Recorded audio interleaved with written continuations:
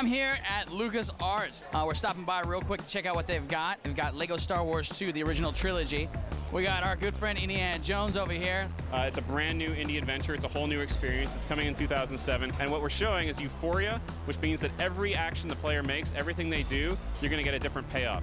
Different reaction for the player every single time. I'm going to throw this guy. It's never going to be the same thing twice. That's awesome. Thank you so much for your time. Right. Really appreciate it. Yeah. I'm working on Star Wars Galaxy. This is what we're calling the Battle of Restus.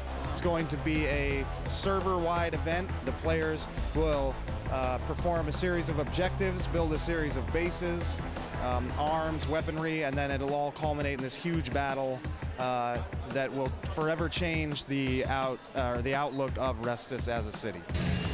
I'm standing over here in the Namco booth where I found one of my favorite games. I've got Tekken Dark Resurrection here on the PSP. Tekken Dark Resurrection for the PSP. There's two new characters, Lily and Dragunov, and they each have their own different types of martial arts styles. And then also Armor King's back. It actually has twice the amount of customizable items from the PS2 version. And actually, for players that really want to share their customized characters, they can actually upload those characters through the internet on their PSP, and then other players can download those characters on their PSP and play against your customized character. I'm standing here with Alan Hopkins, QA lead with Namco Bandai, and we're here to talk about Mobile Ops: The One-Year War. The whole story is behind a space colonist, a rebel space colonist just attacking Earth. Pretty much to the point that all long-range communication, all long-range sensors have been pretty much made obsolete. So out of this whole war begins the birth of the mobile suit. Your mobile suit, you can move it, you can do anything with.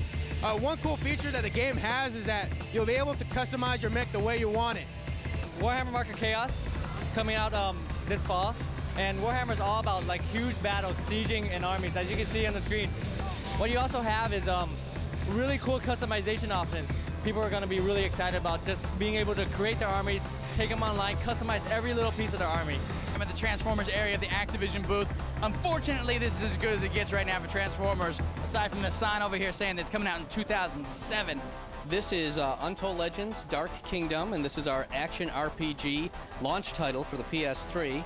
The main thing we're trying to do here is take the gameplay that was proven in the original ones, which is hack and slash, dungeon adventure, and change it a little bit to be a more action-oriented. So you'll have lots of combos that you can do during the game, lots of different abilities that you can level up, and the strategies of combat becomes more integral. So you're really going to have to use your blocking and your dodging during the middle of battle. It's a lot of fun, and we're looking forward to releasing it on November of this year. So why don't you give us a little rundown on Justice League Heroes and what it's all about? Well, it's an action RPG that kind of takes the elements of all of the games that Snowblind has made previously, like Baldur's Gate, Dark Alliance, that sort of thing, and kind of throws it into the DC universe. Kensho Hall, for those of you that don't know, is typically the home of where retailers and other smaller manufacturers and smaller exhibitors come to show off some of their stuff. Basically, you're sitting in a seat that's got built-in speakers, it's got a big box sub kicking you in the back, you plug it in, you can feel your games, you can hear them. It just brings games to life. In fact, it's a body controller, and you can play any fighting games by just plugging the receiver to the console. You got arm sensor, leg sensor, and two handles. All these games are interactive virtual TV games. You plug it directly to a television. You play the game yourself, so that's how interactive it is. I'm standing here next to World of Warcraft, Burning Crusade, and I've got my good friend Shane. How you doing, Shane? We're really excited to be here to show the expansion here, the Burning Crusade. We have two new races, the Blood Elves, and the new one we're debuting here is the Draenei. The Draenei kind of bring this cool, meaty, beefy, powerful race. Other features that we're having in the expansion, a whole new continent of Outland. We haven't really given an exact date for when it's going to come out yet, but we're really working hard to make that happen. Give me the rundown on Ghost Rider. Basically, Ghost Rider is a take on the Marvel character. It's been around since the 60s. The game is half action, half racing, combat. Half the game will be you with your shotgun and your Hellfire chain just battling your way through hell.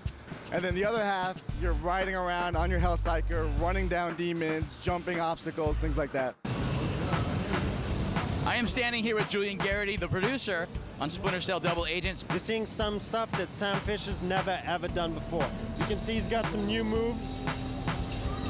Snap the neck. When they see it, they go, this is really cool because I get to play a double agent. I have dual objectives in every mission. Objective from the terrorists, objective from the NSA. I'm making decisions all throughout the game that affect the storyline. with a branching storyline and multiple endings. We've got NBA 2K7. One thing that we want to kind of bring back from the old school, like signature moves. So every starter will have their own unique shooting, dribbling, and dunking animation. Don Mesa. Hey, and Don, for the folks that don't know at home, you're the senior brand manager on the Sonic the Hedgehog, is that correct? Yeah, for all Sonic titles, that's correct. It's perfect time for us to go back and look to our roots and see what we can do again to bring Sonic speed back. So the whole point for us was to make sure that we take in the physics, we're taking the scale, we're taking the details so that you really feel like when you're running through with Sonic, it's going to feel like the speed sensation that you experienced back in the Genesis. Hey, I'm standing here in the Sega booth with Erica Mason, who is the senior project manager on Virtua Fighter 5. It's running right now on the Limburg arcade machine that's going to be releasing in Japan in July. It's coming to the PlayStation 3 spring 2007. What's up, everybody? I'm here at the THQ booth, and I'm standing in front of the spaceship that tried to abduct me, but it ain't happening. Anyways, we're standing here in front of Destroy All Humans 2, the follow-up to the smash hit Alien game where you go around and you like straight suck brains out of human beings, and you go and you take over the planets. We've kept the same humor, we got the same script writers and all that sort of stuff, but the other thing that we really wanted to put in this game is we wanted to make it worldwide. The first game, obviously, it was just in America. Now we go to Russia, we go to Japan, we go to England, so you'll be able to blow up Big Ben and all that sort of stuff. So there's lots of cool things to see and do.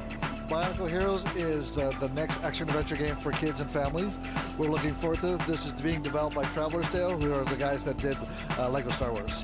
It definitely is based on the Bionicle license. I mean, Bionicles is the #1 original license for Legos. We're shooting for the holiday season of 2006. Ourselves over here at the Vivendi booth. As you can see, I'm coming down this awesome little setup they've got, all Tony Montana style, which is, of course, for Scarface, The World's Yours. They actually have a theater at the top of these stairs that everybody here is waiting in line for as we can push our way into the crowd. Hopefully, our camera guy can sneak over there. There's some gameplay that they're showing, of course. They've got some footage of the movie right there, hyping it up. We've got some stuff, of course, Scarface on the site already. I'm standing here over at the Full Auto 2 action. I got Mike Gallo, who is a producer on the game. How you doing, Mike? How are you? I'm great.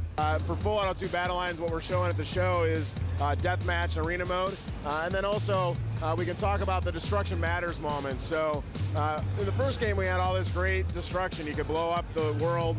This time, we want that to mean something to the player. We want it to have a strategic value when you're playing the game. So you can knock down buildings and you can blow up trains off their tracks and have those things come down and do damage to other players, do damage to the world. They might reveal a shortcut, they might reveal a power-up, things like that. That's awesome. Excellent. Thank you so much for your time, Mike. Really appreciate it. And we're checking out Tabula Rasa. Do you want to tell us what we got here and what we're seeing new for the first time? Yeah, he's right now this guy's fighting on one of our big shared open battlefields.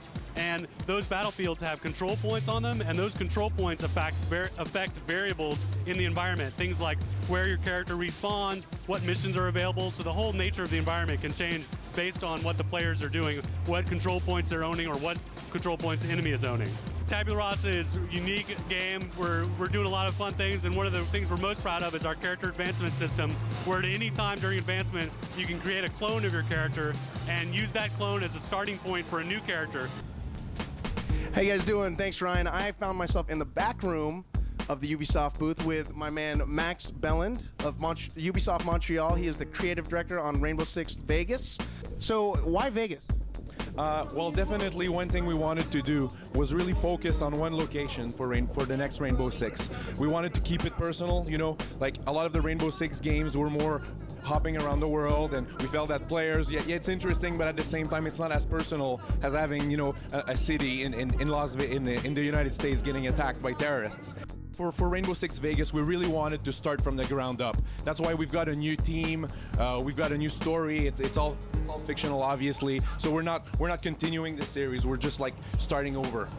For the boys at Gamespot, Max Belland, thank you for joining us. I'm looking real forward to playing this game, and I hope you have success in the future. Thank you very much.